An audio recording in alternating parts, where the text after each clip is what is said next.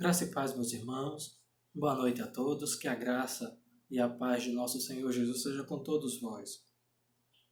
Vamos à presença de Deus em oração, buscar a sua misericórdia, buscar a sua graça para conosco nesse dia 2 de junho de 2020.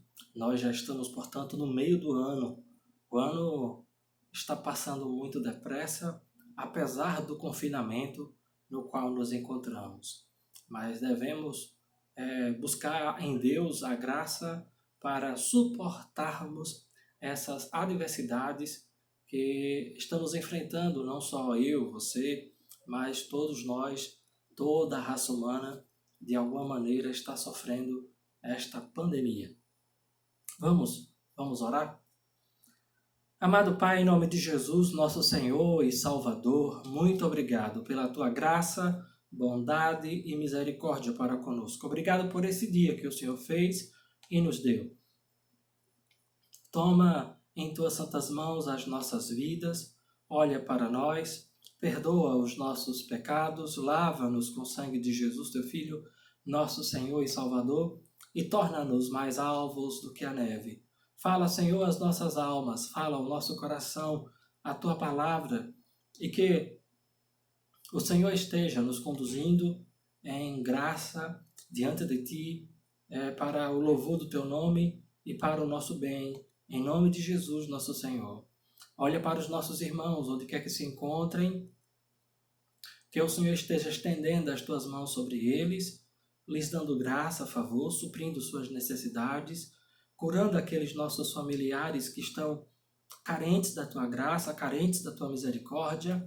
Abençoa a chegada da filha do reverendo Haroldo, que o Senhor conceda saúde, conceda graça, conceda favor à sua família e que abençoe o Senhor a todos eles, a Igreja Presbiteriana também de Palmares, em nome de Jesus, nosso Senhor. Ser com os nossos irmãos enfermos, que o Senhor cure seus corpos, lhes dê saúde e esteja diante de nós, em nossas adversidades, em nossas lutas, em nome do Senhor Jesus Cristo. Amém.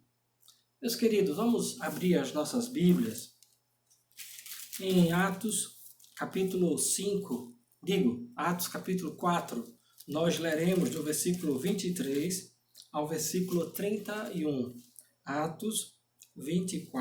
Atos 4, 23 a 31. Atos, capítulo 4, versículo 23 ao versículo 31.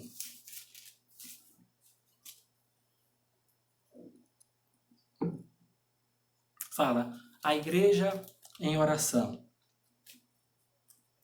Uma vez soltos, procuraram os irmãos e lhes contaram quantas coisas lhes haviam dito os principais sacerdotes e os anciãos. Ouvindo isto, unânimes, levantaram a voz a Deus e disseram: Tu, soberano Senhor, que fizeste o céu, a terra, o mar e tudo o que neles há, que disseste por intermédio do Espírito Santo, por boca de Davi, nosso pai, teu servo, porque se enfureceram os gentios e os povos imaginaram coisas vãs. Levantaram-se os reis da terra e as autoridades ajuntaram-se a uma contra o Senhor e contra o seu ungido, porque verdadeiramente se ajuntaram nesta cidade contra o teu santo servo Jesus, ao qual ungiste Herodes e Pôncio Pilatos com gentios e gente de Israel, para fazerem tudo o que a tua mão e o teu propósito predeterminaram. Agora, Senhor, olha para as suas ameaças e concede aos teus servos que anunciem com toda a intrepidez a tua palavra, enquanto estendes a mão para fazer curas, sinais e prodígios por intermédio do nome do teu santo servo Jesus. Tendo eles orado, tremeu o lugar onde estavam reunidos, todos ficaram cheios do Espírito Santo e com intrepidez anunciavam a palavra de Deus. Meus queridos, esse capítulo 4, ele nos apresenta o que ocorreu com os nossos irmãos Pedro e João, que foram presos, porque no capítulo 3 eles foram para a porta formosa do templo e lá, pela graça de Deus, curaram um coxo. E o aleijado ficou curado. O aleijado passou a andar e a correr e a pular e a dar glórias a Deus, porque ficou são, ficou curado. E esse aleijado ficou junto, perto de João e Pedro, e as pessoas do templo ficaram olhando para eles, atônitos, abismados, como pode ter aquilo ocorrido com aquele homem, achando que o poder de curar estava nos apóstolos. E eles então dizem, olha, não pensem que pelo nosso próprio poder fizemos este homem ficar são como vocês estão vendo. Não fomos nós que lhes demos perfeita saúde. Foi o nome do Senhor e Salvador Jesus Cristo. E desta maneira, eles estavam anunciando o perdão dos pecados, a salvação, a vida eterna em Cristo Jesus. E as autoridades religiosas de Israel naqueles dias, os principais sacerdotes e os saduceus e os fariseus, eles ficaram chateados, ficaram com raiva, porque Pedro e João estavam anunciando o perdão dos pecados e a ressurreição no nome do Senhor Jesus, dizendo que pelo nome de Cristo, aquele homem estava curado, porque ele, João e Pedro, afirmavam que Jesus estava ressuscitado, e porque Jesus tinha ressuscitado, o nome dele curou aquele homem. Então, por causa disso, eles foram presos e tiveram que prestar depoimento diante do Sinédrio, e eles arguíram e ainda disseram que eles não deviam falar nem ensinar nada no nome do Senhor Jesus. Então, Pedro e João retornam depois das advertências que sofreram, eles retornam para a igreja e eles então dizem essas coisas que acabamos de ler e oram juntos, suplicando a graça e a misericórdia de nosso Senhor e Salvador Jesus. Então diz, uma vez soltos, procuraram os irmãos e lhes contaram quantas coisas lhes haviam dito os principais sacerdotes e os anciãos. Então eles foram repreendidos, foram advertidos pelo Sinédrio, pelo tribunal daquele dia, né? Quando saem, voltam para o meio da igreja e lá eles lhes contam tudo quanto haviam dito para eles, as advertências, as ameaças, e também lhes diz o que eles estavam ali para fazer. Eles então começam juntos a orar ao Senhor. Então, ouvindo isto, unânimes, levantaram a voz a Deus e disseram.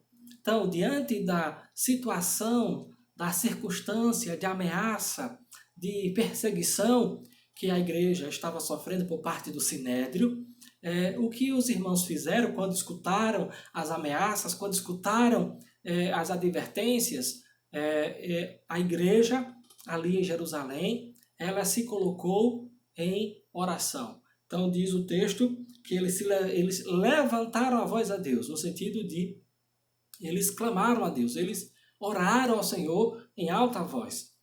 Não foram orações silenciosas, foram orações audíveis. E diz o texto que eles oraram de forma unânime. Alguém deve ter puxado a oração e os demais membros da igreja estavam juntos na oração, concordando com aquela oração. Quando, de repente, um irmão, uma irmã na igreja começa a orar e os que estão ouvindo a oração concordam com aquela irmã, dizendo amém, Senhor Jesus. Amém, Senhor. Que assim seja, Senhor. Faz isso, Senhor. Então, concordando com a oração que ali estava sendo feita. Portanto, foi uma oração unânime, porque todos juntos tinham o mesmo objetivo, tinham o mesmo propósito de buscar a Deus e de buscar o Senhor para que Ele fizesse a sua vontade na vida da igreja e na vida deles.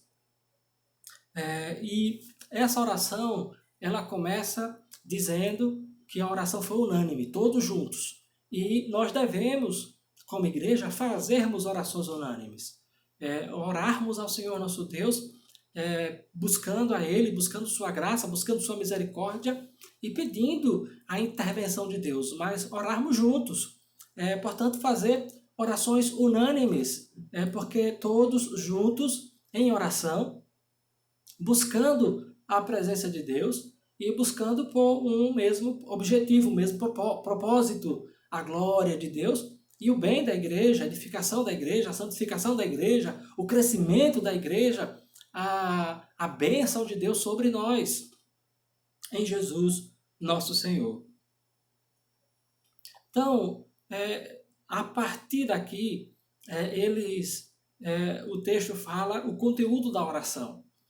Diz, tu, soberano Senhor, que fizeste o céu, a terra e o mar, e tudo o que neles há. Então, a gente precisa, a partir desta oração, a gente precisa aprender que nós devemos saber, termos ideia, termos consciência de com quem estamos falando em nossa oração. Com quem você fala quando você ora? A igreja primitiva, ela sabia a quem estava recorrendo quando orava.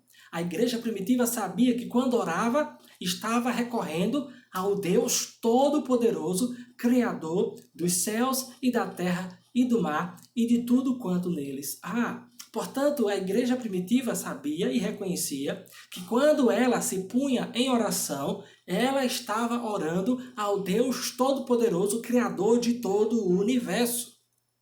E é isso que nós devemos ter em nossa mente. O nosso Deus é o Deus Todo-Poderoso.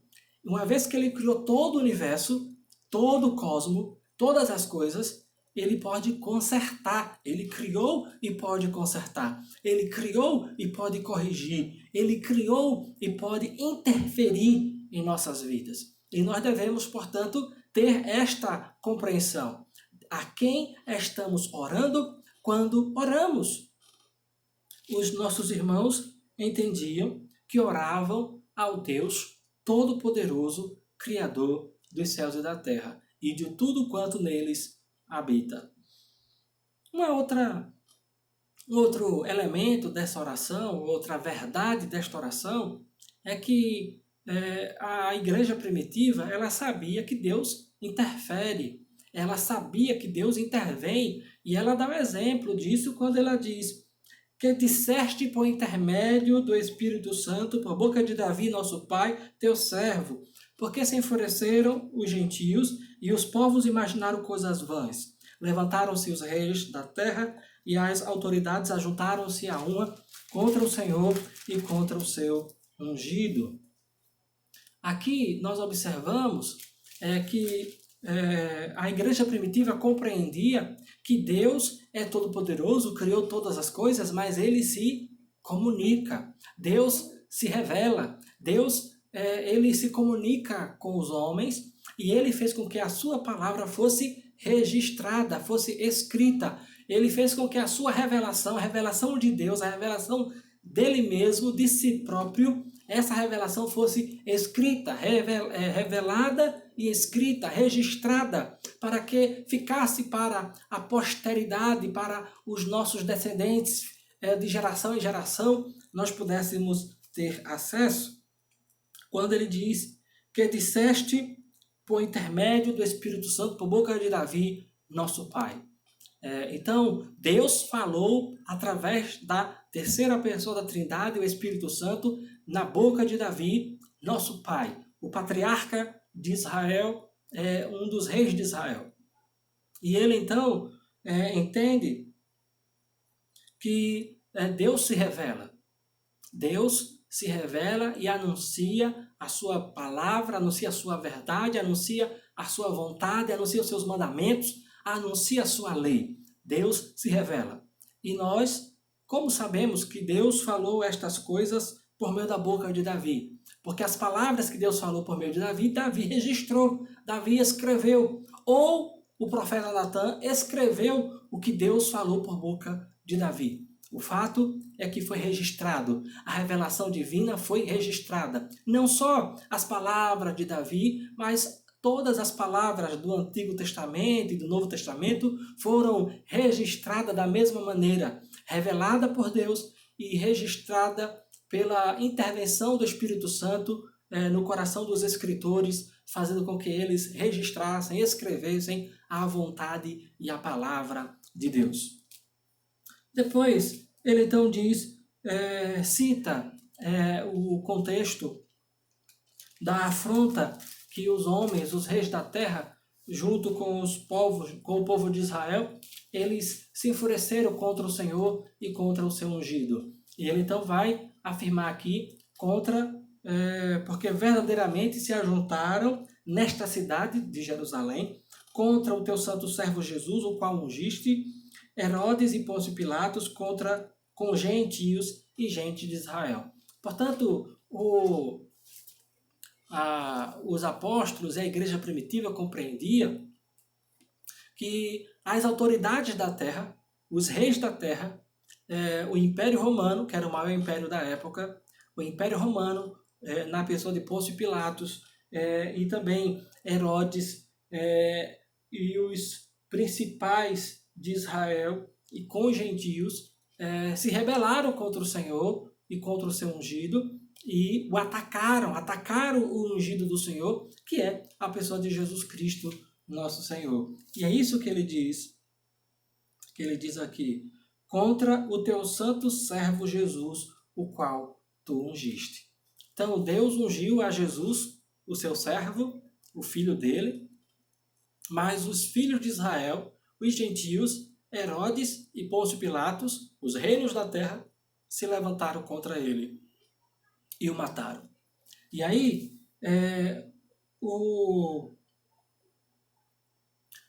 os autores do Novo Testamento, e aqui no caso Lucas, que escreve o livro de Atos, e a igreja cristã primitiva, ela compreende claramente o que ocorreu. Ela diz, porque eles se levantaram contra o Senhor e contra o seu ungido para fazerem tudo o que a tua mão e o teu propósito predeterminaram. Então Deus havia predeterminado, destinado, pré-ordenado, predestinado, Deus havia estabelecido os acontecimentos da história daqueles dias e dos nossos dias, e de amanhã, e também do futuro, até que Cristo venha. Portanto, Deus escreveu a história. Mas o autor sagrado, ele deixa claro as responsabilidades das pessoas. Ele diz, para fazerem tudo o que a tua mão predeterminaram.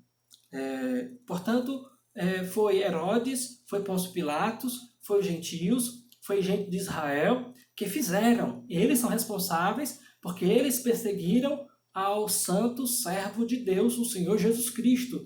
Eles perseguiram o Filho de Deus e o mataram. Portanto, eles são responsáveis por esta obra, são responsáveis pelos seus atos e vão prestar contas a Deus por isso.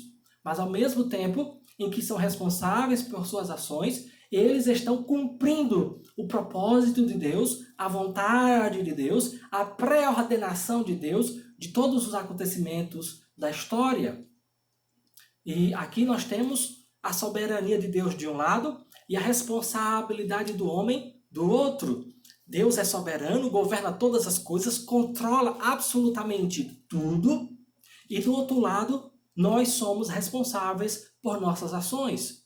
E a relação misteriosa entre a minha responsabilidade, a sua responsabilidade e a soberania de Deus, essa relação é uma relação misteriosa. Nesta relação, Deus não nos viola, Deus não violenta a nossa vontade, Deus não violenta o nosso querer.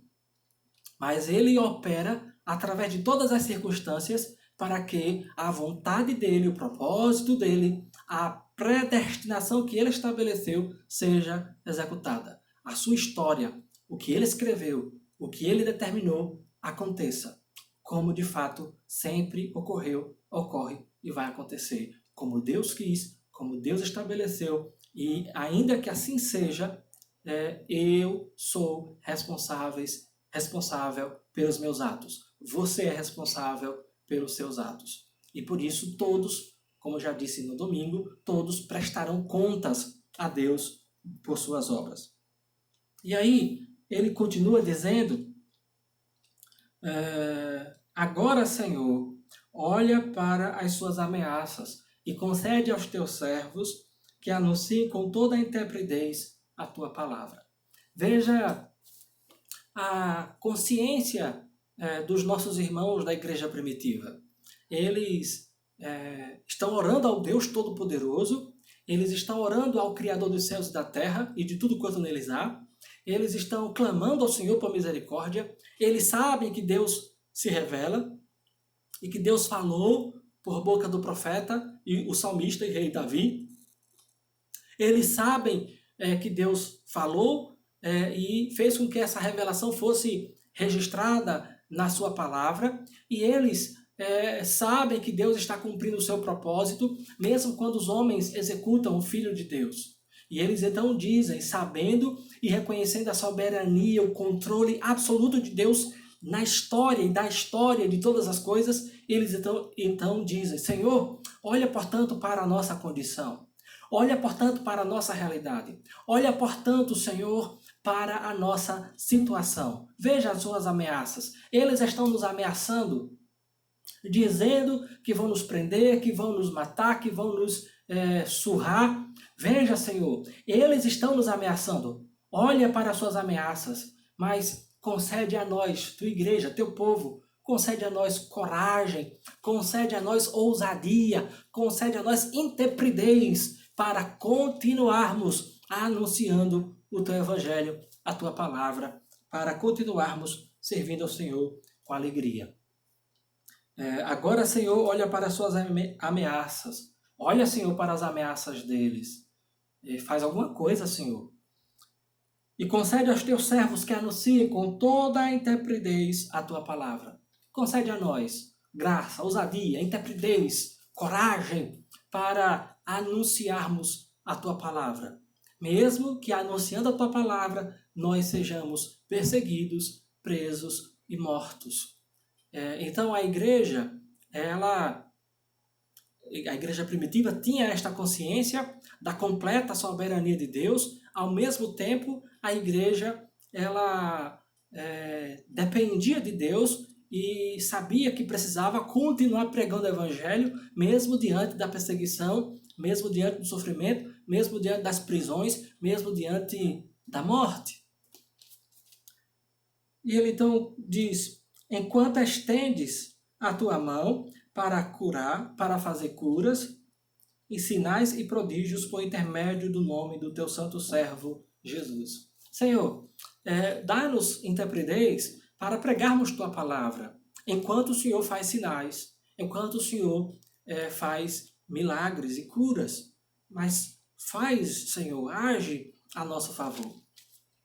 Ele então diz, apresenta o resultado da oração, o efeito da oração.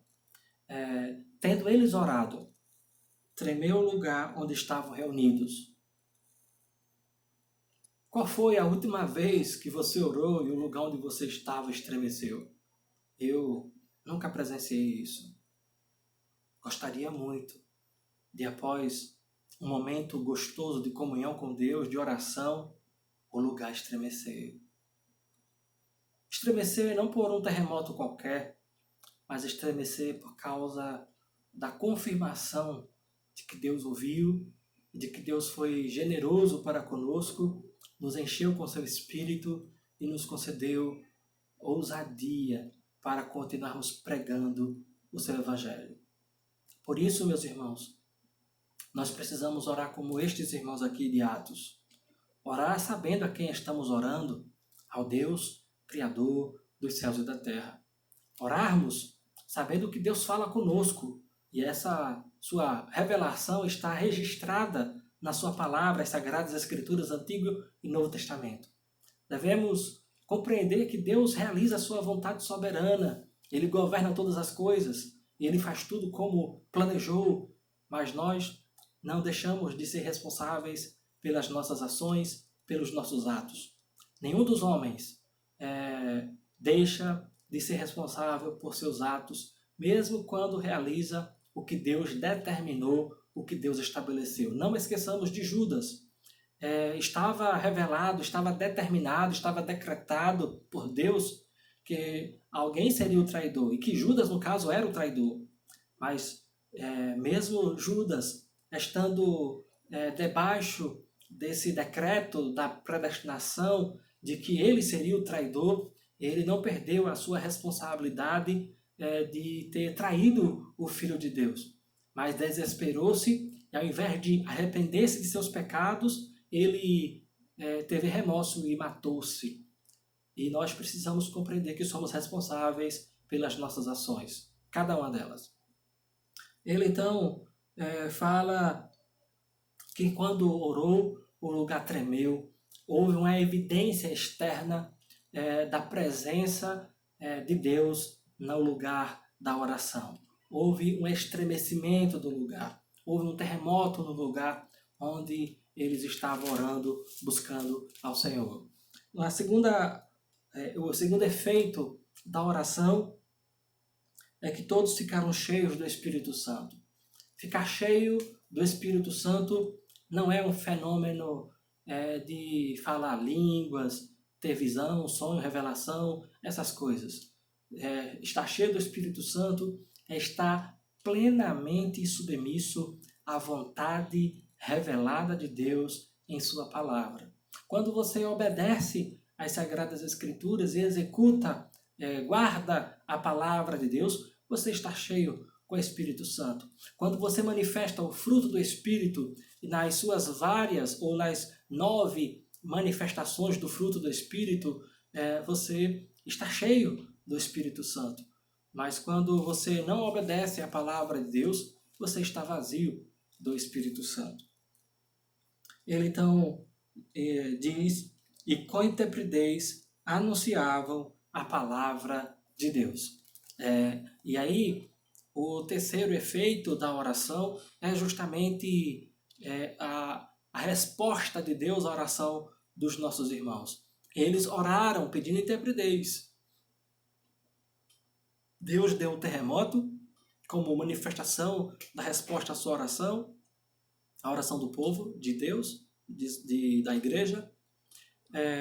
Deus os encheu com seu Espírito e Deus lhes atendeu a oração, lhes dando intrepidez, ousadia, coragem para pregar a palavra de Deus, para anunciar o Evangelho de Jesus. Esta mesma perspectiva nós devemos ter em nossas vidas. Essa mesma perspectiva que a igreja primitiva tinha com relação a Deus, a quem estamos orando, com relação a Ele se revelar, falar conosco mediante sua palavra, com relação à soberania de Deus de governar e controlar todas as coisas, ainda que não percamos nossa responsabilidade pessoal, humana, individual, e também nós devemos compreender que Deus responde à oração de acordo com a sua vontade soberana. Aqui, ele deu um terremoto ao local onde a igreja estava, ele os encheu com seu Espírito e ele lhes deu a resposta à oração, ajudando-os a pregarem a palavra, anunciarem a palavra de Deus com ousadia, com intrepidez, com muita coragem, com muito fervor. É dessa forma que devemos fazer, para que Deus seja glorificado. Nós devemos orar da mesma forma, para que Deus seja glorificado, para que recebamos as respostas às nossas orações. Façamos isto, eu e você, façamos exatamente da mesma maneira que os nossos irmãos da igreja primitiva. Oremos a Deus, sabendo a quem estamos orando. Oremos ao Deus Todo-Poderoso, Criador dos céus e da terra. Oremos àquele que é soberano, faz tudo quanto quer, faz tudo de acordo com a sua vontade, ainda que não tire dos seres humanos, dos seres racionais e morais, a sua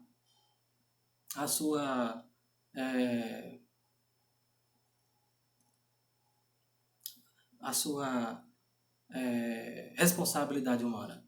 E você precisa também compreender que precisamos não apenas sabermos destas coisas, mas vivermos de acordo com estas verdades que aqui aprendemos. Ore dessa forma que a igreja primitiva orava. Ore da mesma maneira. Para Deus ser bendito, para Deus ser louvado, para Deus ser glorificado em sua vida de oração. Mas para você receber as respostas das suas orações. Para Deus ser louvado, mas para você ser abençoado. Para Deus ser glorificado, mas você ficar feliz porque tem a resposta às suas orações, sabendo a quem você ora, sabendo a quem você busca, em nome de Jesus, nosso Senhor. Deus nos abençoe e vamos orar mais uma vez. Amado Pai, em nome de Cristo Jesus, nosso Senhor, olha para cada um de nós e usa de graça e misericórdia para com as nossas vidas. O Senhor sabe das nossas necessidades, o Senhor sabe das nossas dificuldades e as circunstâncias que nos cercam e te pedimos que o Senhor nos ajude e nos assista, que o Senhor seja conosco, nos dando favor, nos dando a tua graça bendita, porque precisamos da tua intervenção em nossas vidas. Amado Pai, olha para o teu povo, olha para a tua igreja,